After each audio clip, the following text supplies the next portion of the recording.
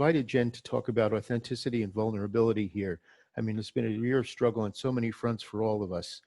And I look up to Jen for her strength in the many battles. So let me introduce to you Jen Rozenbaum. Hey guys, hi John. Thank you for having me. Sure. So what's the year like for you?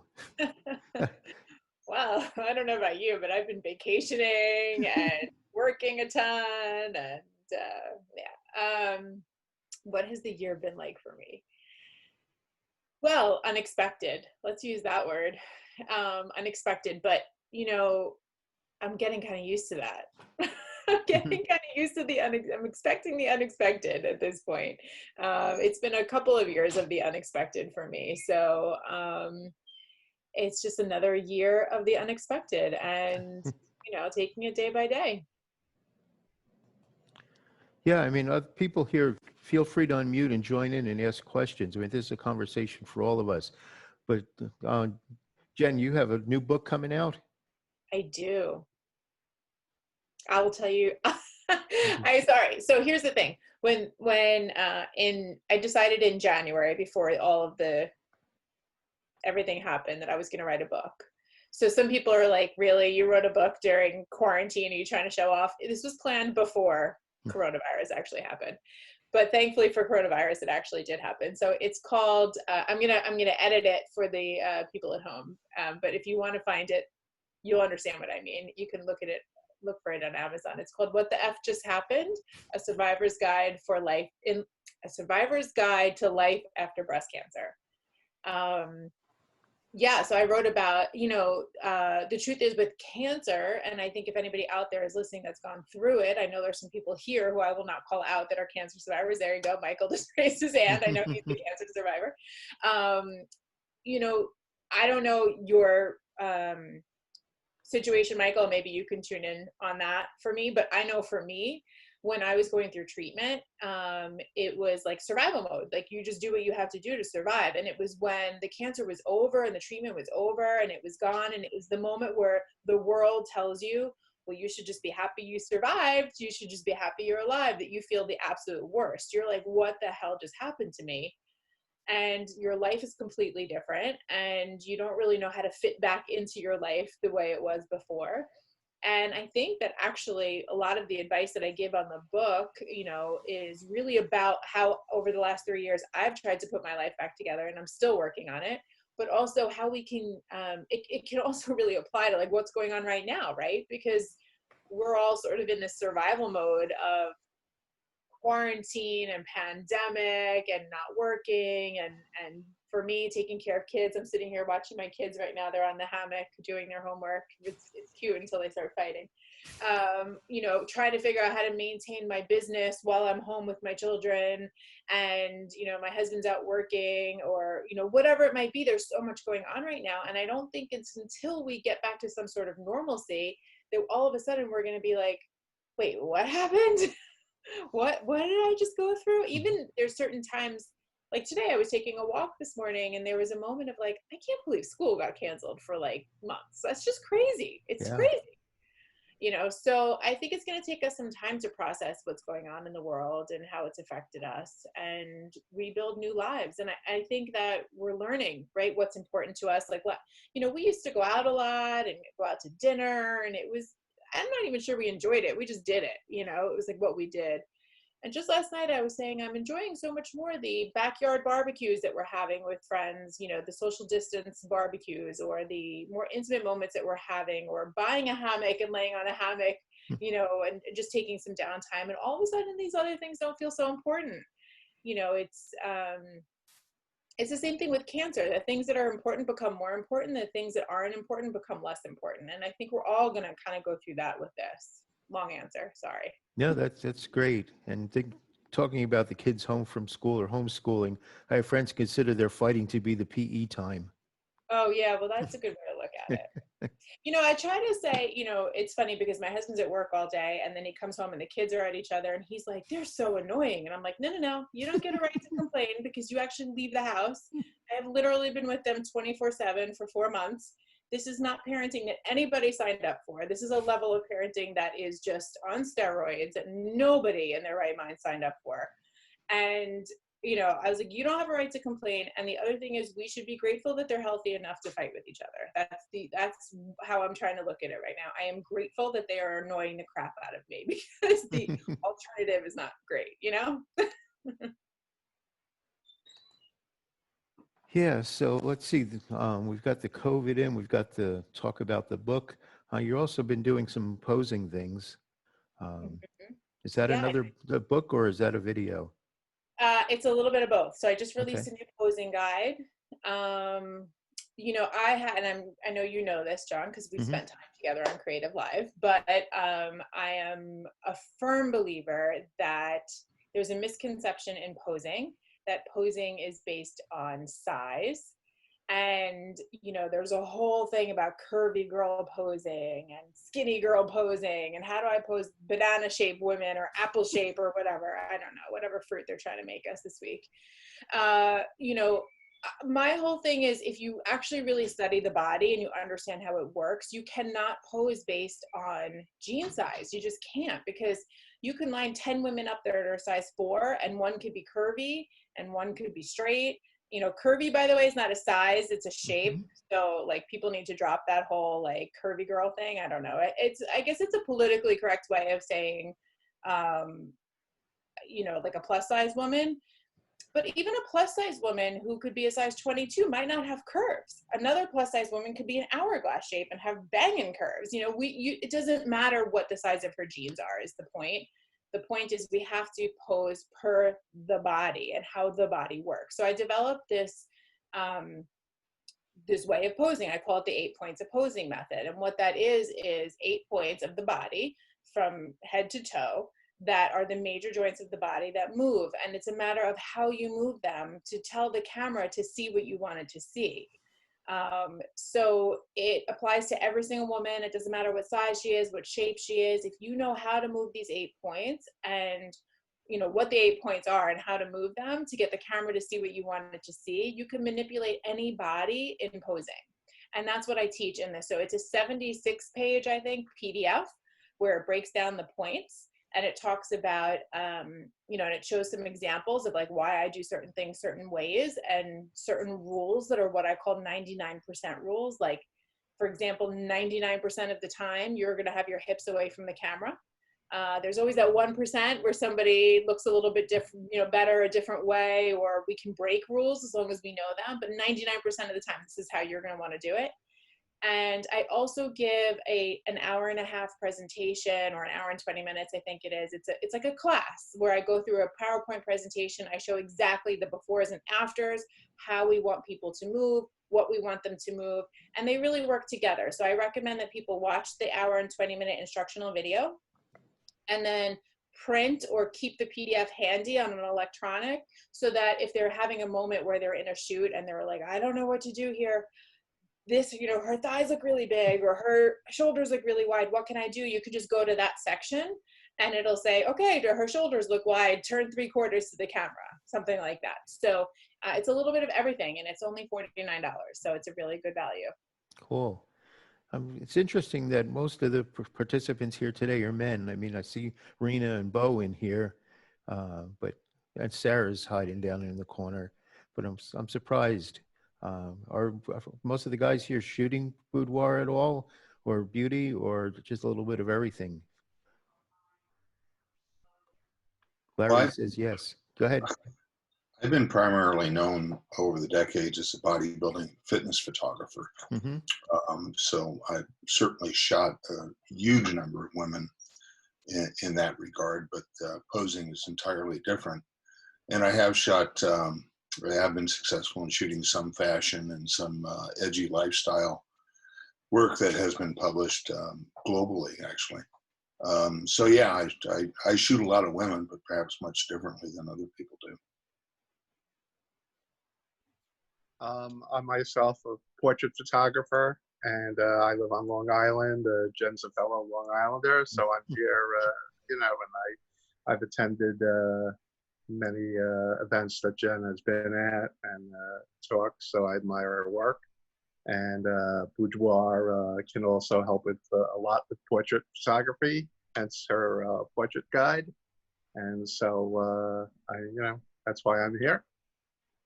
Hi, Steve. Hi, Jen. You know, you bring up a good point, actually, because we talk about the posing, and the guide is called the Boudoir Photographer's Guide to Posing, but actually anybody that photographs women in any capacity can learn from this. You know, when I was, I come from a fine art drawing background, so when I was learning how to draw the body, we learned from the skeleton to the muscle group to then the skin, you know, and this is sort of the same thing. If you can learn boudoir posing, then no matter what she's wearing or doing or how old she is, she could be a senior in high school, she can be a mom, she can be a grandma, it doesn't matter, you know, fully clothed, half naked, doesn't matter, you'll know how to pose her, because really in boudoir, there's nowhere to hide, right? Like if I'm wearing a big baggy sweatshirt and I push my hip the wrong way, you'll never know that I have a skin roll here, but in boudoir you will. So we need to make sure we fix that and flatter the tummy and do all those things. So it's, I compare it to like the dress up dolls, right? You remember those dress up dolls when we were growing up, and they would be in like a cute pose and you'd put the different clothes on them. It's the same thing in boudoir. The boudoir is the pose, right? And then it doesn't matter if she's wearing a wedding dress or a cheerleading outfit or whatever it might be. She's going to look good if you learn this type of posing. So it's not just really for boudoir photographers. And I always joke that I'm going to change the cover. I'm going to sell 3 different versions. One will be the Boudoir Photographer's Guide to Posing.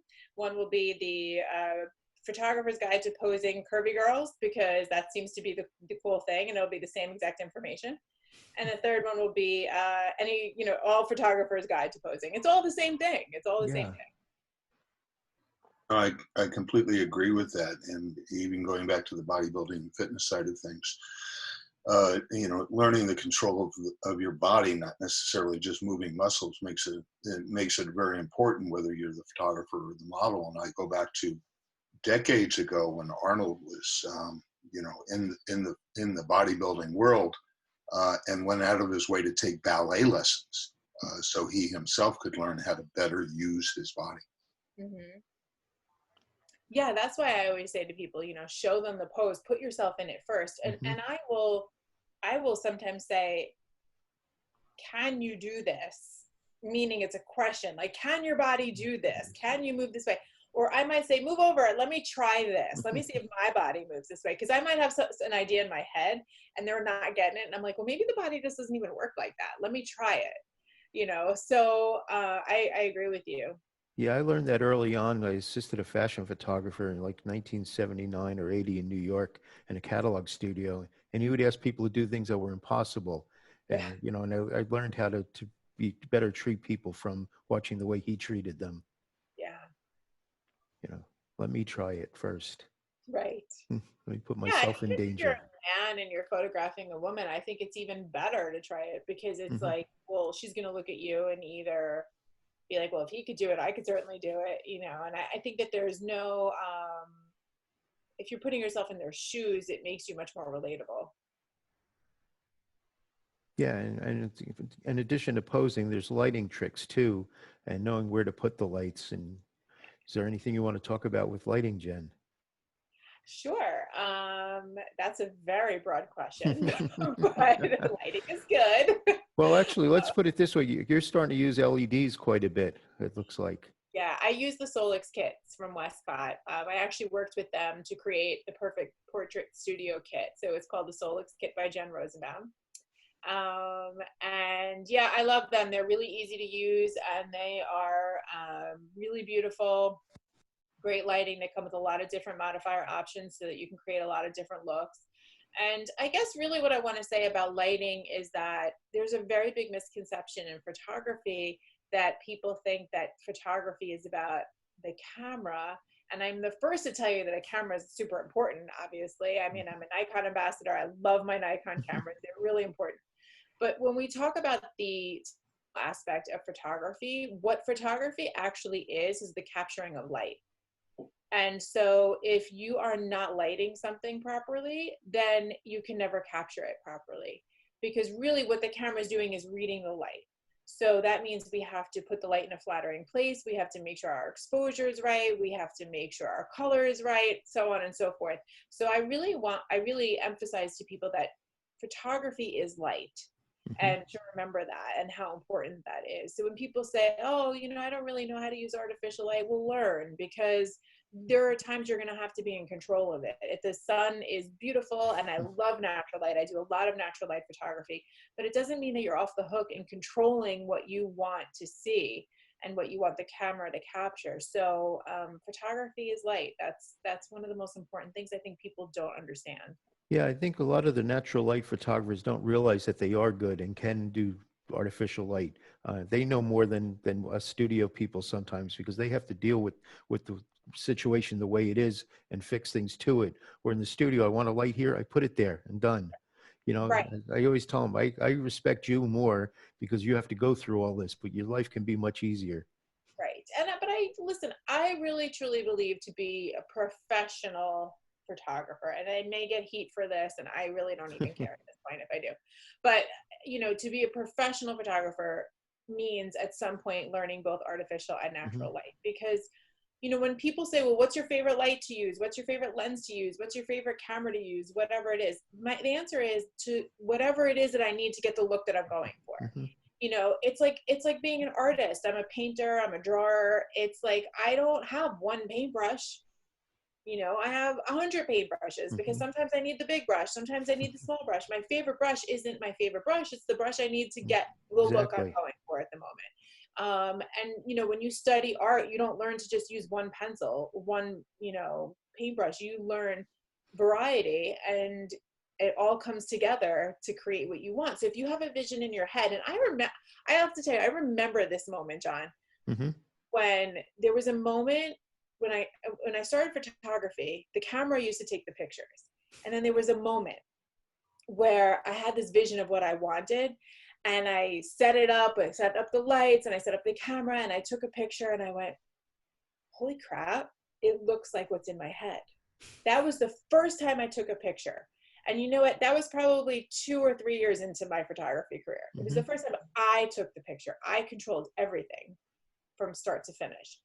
That's what being a professional photographer is. And I just feel that if you are going to be a professional photographer, and this is what you're dedicating your life to and your career to, then using artificial light should not be shied away from, even if you're a natural light photographer. Because there's going to be one day where somebody's like, I know I really want to do the shoot, and you're going to be like, it's like getting too dark, or, I don't know what to do. And you're going to be in a jam,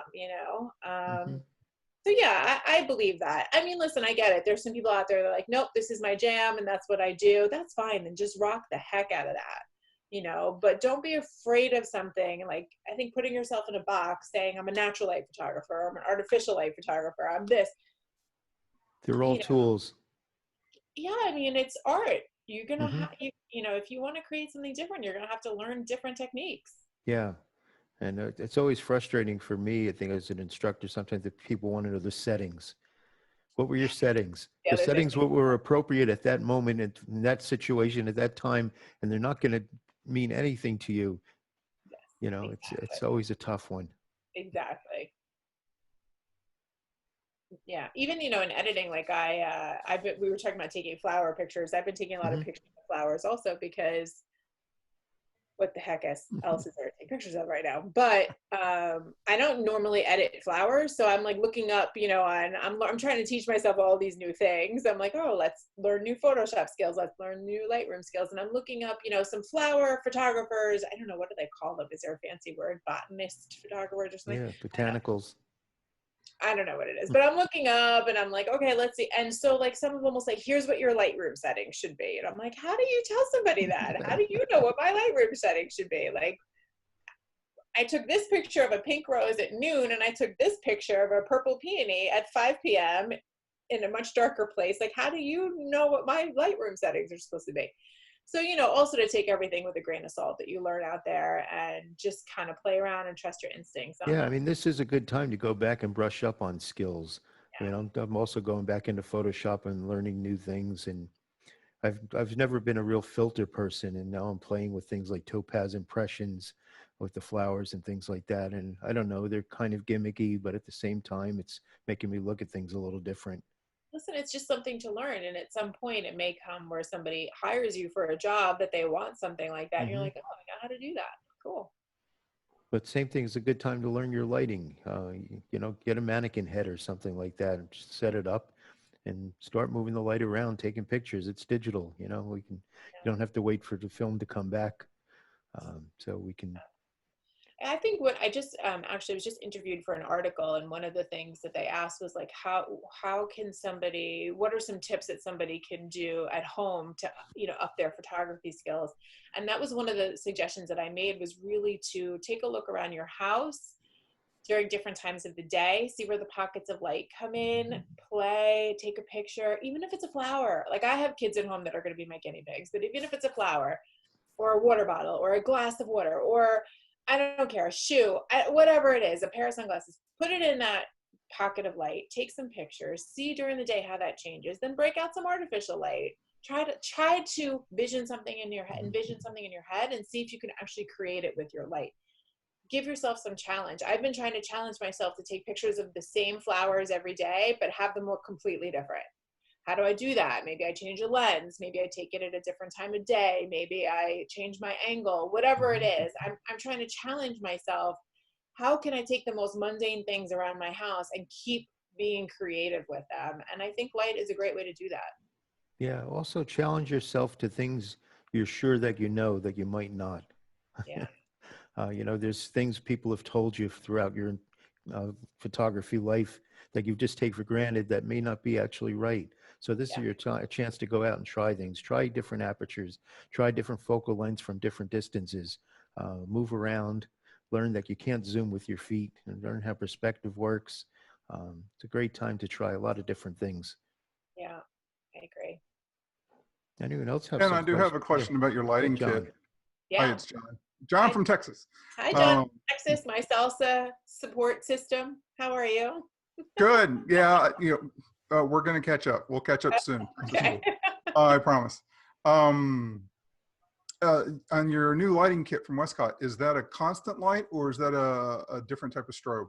Yeah, it's a constant light. And so the kit comes with 2 light stands, 2 heads. It comes with 2 barn doors, 2 diffusers, a 1x3 softbox, a 2x3 softbox, and the case. And it's a constant light. And what's cool about it is it's bicolor. They have 2 versions, but the daylight is going to be eked out at some point. So there's the newer version is the bicolor. It's daylight and tungsten and anywhere in between. So it's adjustable. And it's also dimmable. So it's pretty cool. And it's really bright. And it's, I love it. It's what I use 99% of the time when I'm using artificial light. Good Sounds choice like it's there. well positioned for people doing not only photography, but kind of like we are here with video, streaming video. Yeah, it's great for video. I've used it for videos. I filmed some videos last year that I have not edited yet. Don't even ask about that.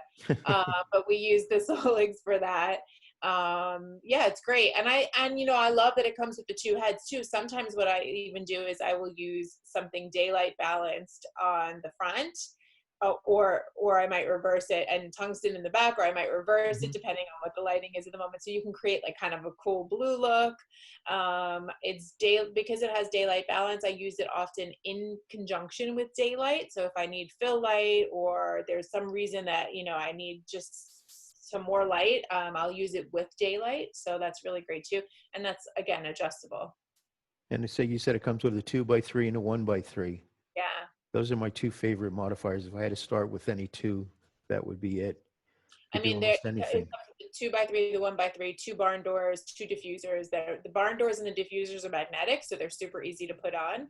And then I usually recommend to people, you don't have to, but I like to add grids to the kit. So if you wanted to purchase those separately, and then what happens is now you have even more variety. So I think, you know, you can create a ton of different looks with just the one kit, which is great. I've got a question. Both of you are instructors, and you both talked about how novice photographers want that magic. If you just give me this magic ritual, I'll make a great photo too. Yeah. How do you help people get past that? I remember sort of tumbling my way past that without realizing that transition point.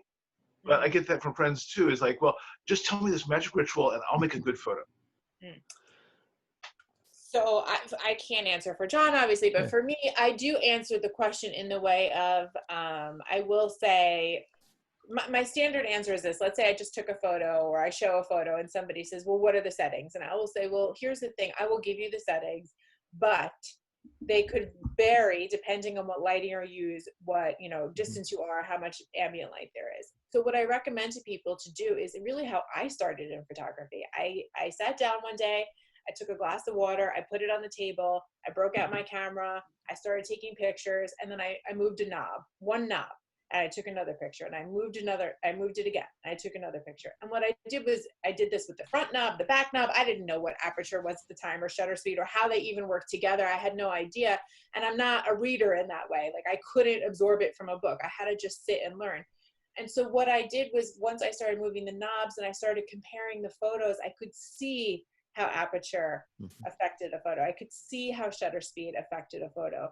And so I try to go back to the basics when somebody asks that question and just say, okay, that is a back to the basics question here. What I want you to do is sit with something, play with your aperture, see how it affects how much light is coming in, see how it blurs the background.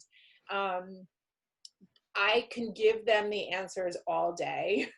But I have to tell you, it's so interesting when I teach classes, because I could set up right in front of you a model and the lights, and I could get up there and I could, put my settings in my camera, and I could take a beautiful photo. And then somebody else gets up there and takes the crappiest photo I've ever seen. And I'm like, I don't understand that, because I have the light set up, I have the model posed. But the truth is, even if I said to you, here's what you should do on your camera, our cameras might be a little bit different. Right? Maybe you're Canon, I'm Nikon, maybe I'm shooting mirrorless, you're shooting DSLR, whatever. It doesn't always look the same. So it's not a surefire answer. It's a base point, right? So I will also say to people sometimes, in general, I shoot between 2.8 and 3.5 the most. And in general, I shoot between 1/25th of a second and 200th of a second in general. Okay, unless I'm trying to do something in particular. In general, my ISO with my Solix kit is around 400 to 800. But I can't hand you an answer. I just can't. But in general, that's where it is. If you're trying to do what I'm doing in general, that's where you should be. Yeah, and then some of that, you're saying handing the camera to someone else next to you to take the same photo. It's the interaction too. It's how you deal with the person that you're photographing. Yes. And by the way, the reverse works. Somebody could take a better picture than me. I'm not saying sure. awesome. Yeah, I've had that happen many times. It's like, wow, how did you do that? We're doing the same thing here. But I know what the mirrorless for me has made a difference is I treat it like a view camera now on a tripod.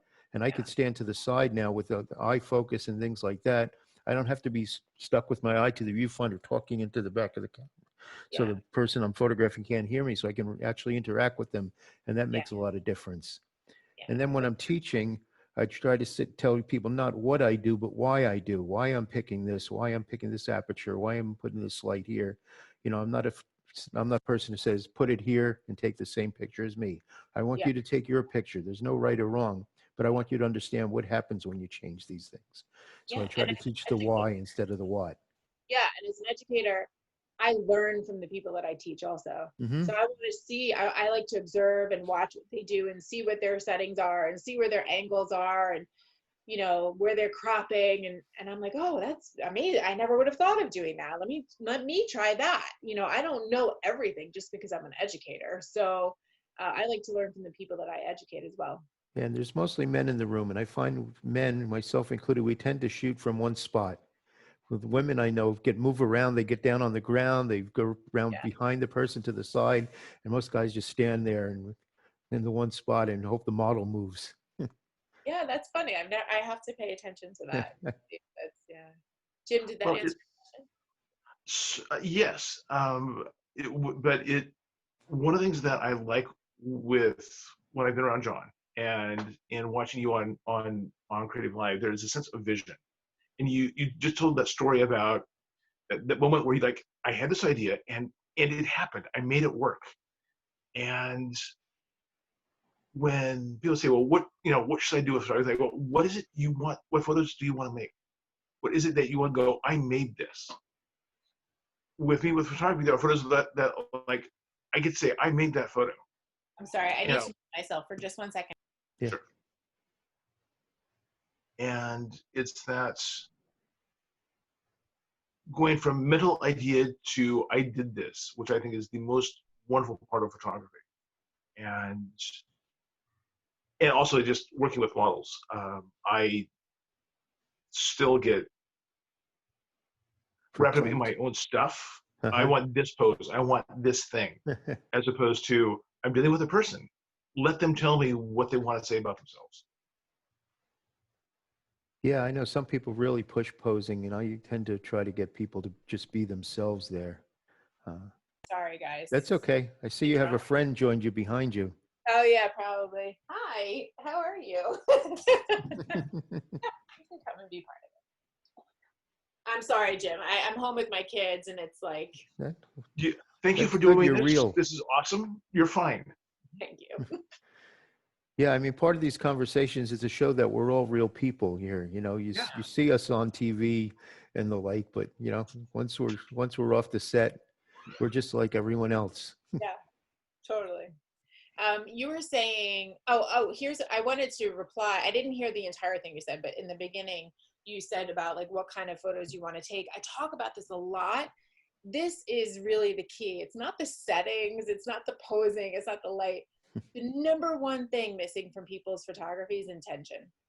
And I say that all the time and nobody listens to me, but I don't think, but intention. So when I am teaching a workshop, and this is such a great point, I'm glad you brought it up, is so if sorry, hang on, off the hammock for right now. That's it. I'm on a live call and all of Facebook is hearing your drama right now. I don't care. When I'm off the phone, we'll talk about it. Stay off. Thank you. Usually when I say all of Facebook can see you, they're like, "Ooh, get me out of here." So let's say I'm setting something up. I'm setting up the lighting. I'm setting up the posing, and I'll say to a workshop attendee, "Okay, you come up and tell us what you want, the model to do." And they stand there and they're like, Now, I understand there's a little part of it that they're nervous and people are watching and all of that. But my whole thing is if you can't do it in front of all of us, how are you going to do it when you're alone with somebody else? You have to be able to tune everybody out and do it. So they'll say, I don't know what to do. And the first question I ask is, well, what's your intention? And the intention serves as a guide. I don't know what he's eating. The intention serves as a guide to everything else. So if your intention is to create a moody image, for example, then you're going to put a grid on your strip box. If you, just for an example, if your intention is to hide her cellulite, okay, then you're going to put that in shadow, or you're going to pose a particular way. If your intention is to, she's older and she doesn't want to look as wrinkled, then you're going to flat light her. So start with an intention, whatever that might be, whether it's flattering your subject or creating a certain image. What is your intention? When we go into photography and setting all of this up without an intention, what we're doing is we're just taking a pretty picture of a pretty thing. And that's really lame and boring. That's really satisfying in the moment, right? Like in the moment, you're like, I took a pretty picture of a pretty thing. Blah, it's blah. Are you telling a story? Are you creating interest in your image? Are you using light to create light and shadow? Are you afraid of shadow? So many people are afraid of shadows. Don't be afraid of shadows. Are you showing the different facets of this woman? Are you, whatever it might be, are you telling the story? Are you bringing it all together? And if you're missing intention, it's just a lame photo. And we take a million lame photos all day, every day. One thing I can say from my teaching experience anyway, that just adds to what John and Jen have both said, is that in order to get the same picture that the teacher is getting, you have to stand in the exact same place because the light is different 1 inch away from where that person is standing even. because like Jim said, photography is light. The word itself means writing with light. So the thing is that you have to be standing in the exact same person or same place as the instructor is in order to get that same shot with the settings that they give you. So Sure. I your think settings are going to be different. yeah, my favorite Ansel Adam quote is, a good photograph is knowing where to stand.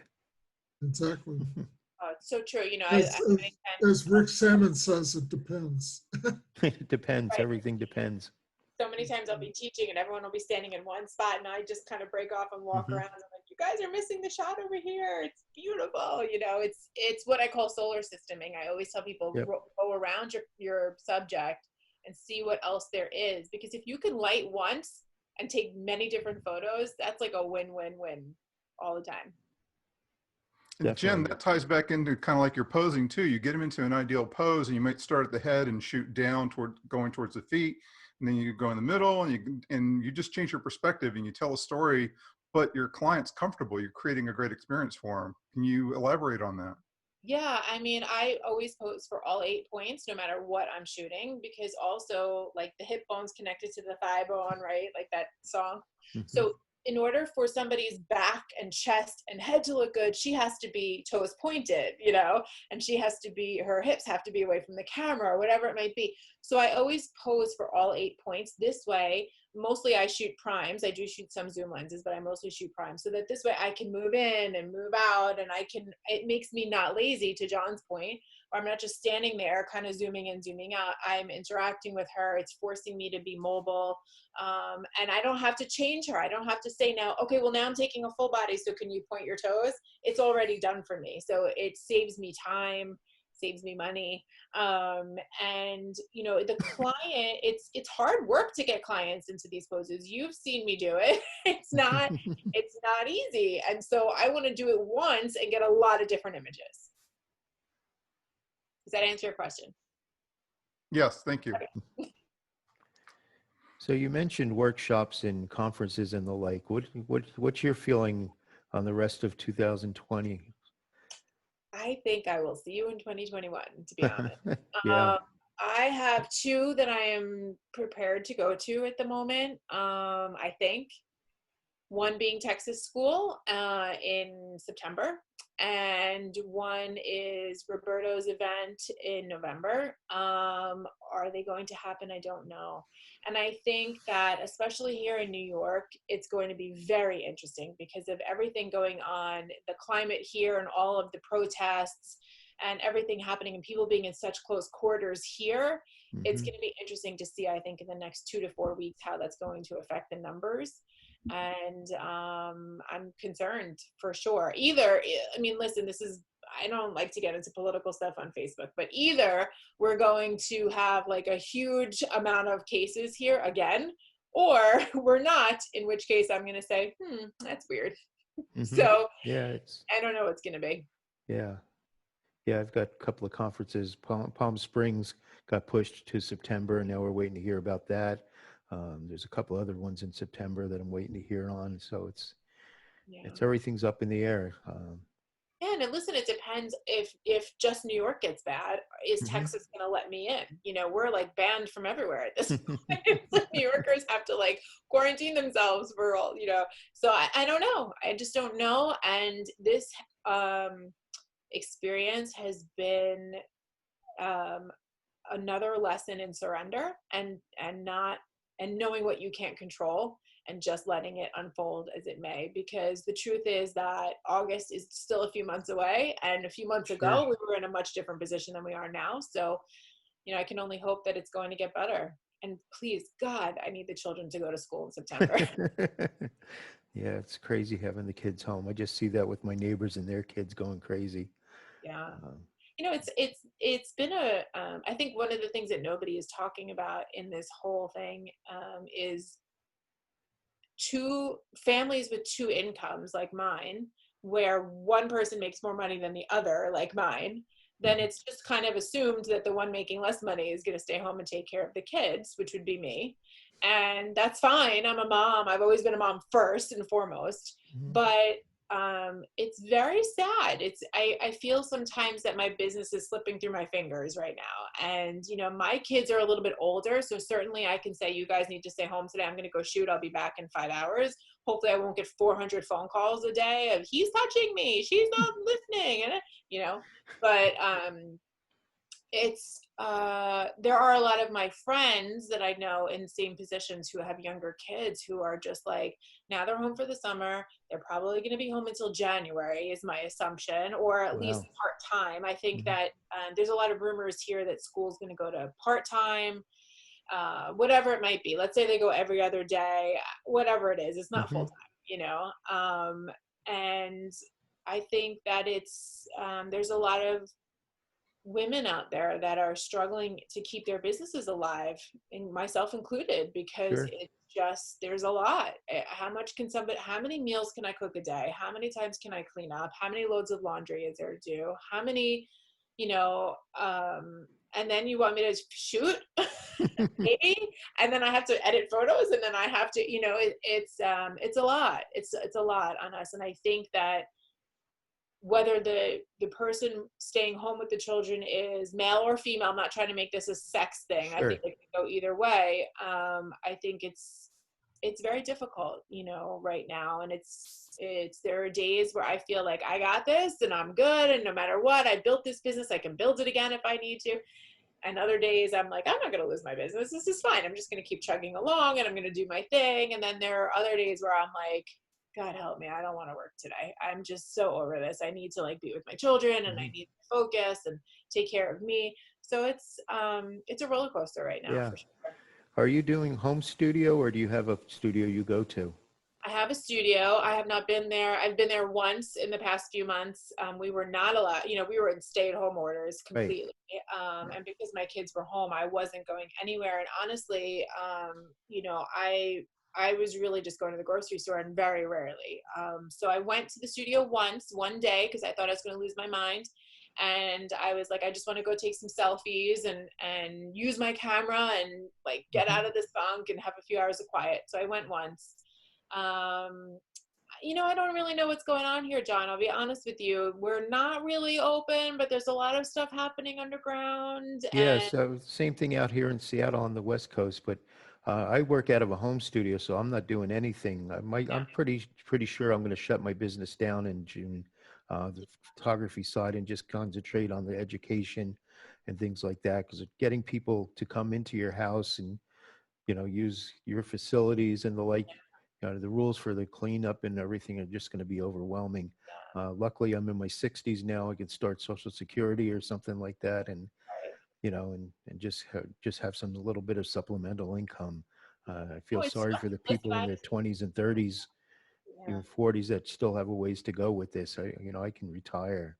Yeah, see, I mean, I have rent to pay. That hasn't changed. I have bills to pay. I still have my overhead, so it's still, you know, it's still stressful, but I will figure it out, because I always do. And truthfully, I'm having surgery in July, so I'm not working July anyway, and probably half of August. So I just need to get to that point, and then, you know, we'll figure it out. And right now I'm just trying to play it safe. I don't want to get sick before surgery. And then in August, I just had a conversation this morning with my hairdresser, my makeup artist, and I have a client begging me to come in August 20th. And I was just like, how do you guys feel about this? You know, where are we at? And really, it's my hairdresser and myself that are the most concerned, because for hair, I mean, my makeup artist, because for hair, she can wear a mask, the client. For makeup, obviously not. And for the shoot, obviously not. And so, I don't know. So I just said, you know what, guys, pencil in August 20th. Let's see what happens. I have a bunch of shoots that I need to reschedule that were canceled. Let's see what happens from there. But I really just kind of kept saying to my team, don't be prepared to work until 2021. I just don't think that I don't know if clients are going to want to come in. You know, some do, but I just think generally they're not going to want to. Yeah. And I miss it. Yes. Pretty badly. Yeah. I know. It's like I want to just walk around with my camera and photograph people in the park across the street or something. You know, who's that crazy guy with the camera over there? Right. It's funny. This morning I was photographing some flowers in the flower box outside my house, and one of the flowers was so beautiful, but it wasn't in a good spot. So I kept trying to move it. Like I'm like pushing it down, and it's popping back up, and I'm like, God, it's so annoying. I can't pose these stupid things, you know. Which is interesting because I started out as a still life photographer doing large format advertising because it didn't talk back and didn't move. Right. And then all of a sudden one day it switched. Now I want to photograph people because I can interact with them and have an enjoyable experience. And now I'm back to stills again. I love it. I challenge both of y'all to get out there and photograph birds. I got a couple of birds. There's a couple of stellar jays I've caught in the neighborhood recently. I've seen that. That's great, John. Yeah, you did a great job there. Yeah. So, yeah. What kind of lens are you using for that, John? Oh. Go ahead, John Sands. Either John. Oh, Yeah. okay. This John. Okay. Mhm. I'm mirrorless, and so I'm currently using the Sigma. I think I have my Sigma shirt on. Sigma 150 the 600. I love that lens, and then I'm able to drop into a crop mode and get like an extra 300 millimeters out of it. So it's like 900 millimeters. Wow. But there's still there's still a challenge to it. You know, you can't shoot birds more than a football field away, and Right. Yeah, for my walks around the neighborhood, I've been using my APS-C mirrorless, the Canon M5, with a Tamron 18-400 on it. It's a you'll still 6.3, get some good but reach out of that. Yeah, that's yeah, like, so- almost 800 millimeters out of that one. yeah.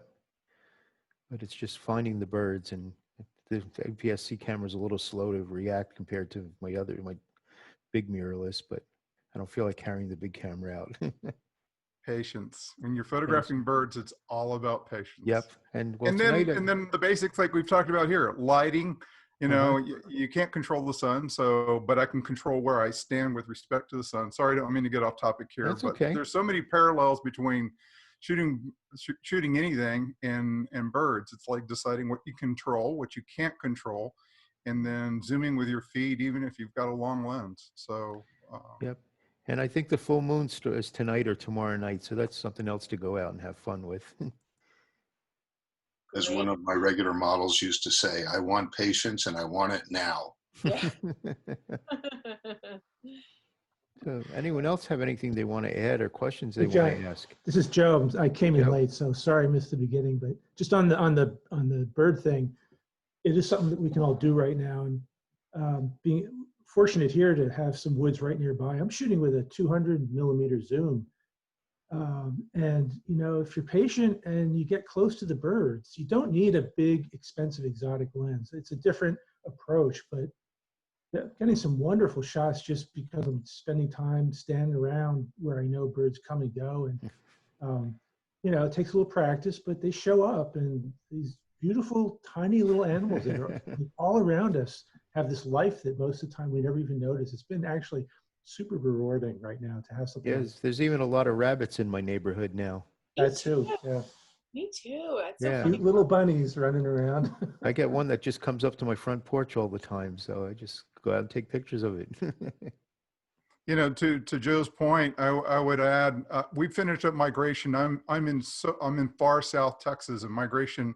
Texas is kind of like the superhighway of North America for birds. So I'm a little envious for all of you in the North, because everything that was here is now there. And but put out a little seed, even if you don't take your longest lens, whatever it is, put out a little bit of seed or fresh fruit, and it'd be amazed. Again, you have some patience to see what shows up, and then that's your opportunity. And then paying attention to, okay, where's the light going to be coming from? Am I shooting in the morning, in the afternoon? And it's think of it as your quiet time, and you're just trying to connect with nature, and then you can focus on your photography. Do I want it dark? Am I shooting bright? Go from there. Very neat. So Jen, is there anything else you want to, oh, was that? I was just gonna say, it's a good chance to work on your technique. That's all. Yeah. George, were you saying something? I was saying suet works really well for Oh. the birds as far as the fruit and seed and stuff like that. Cool. Well, does anyone else have anything they want to add to this? Jen, you have any final words you want to put in? just thank you guys for taking the time today and joining me and for your patience in my family drama and my kid drama. And, I just appreciate all of you very much. Great. I appreciate you, John. Thank you for Yeah, having me. thank you, Jen. It's great having you here. My next presentation is going to be Monday. I think it's the 11th. And I'm going to be talking about lenses, lens choice, depth of field, controls, and things like that. So understanding your lenses, kind of basic, but we'll get into some advanced things. And then I've got Matthew Jordan Smith and Bambi Cantrell coming up soon here. So watch out for those. So I'm going to stop the Facebook feed right now. And I'm going to stop recording here.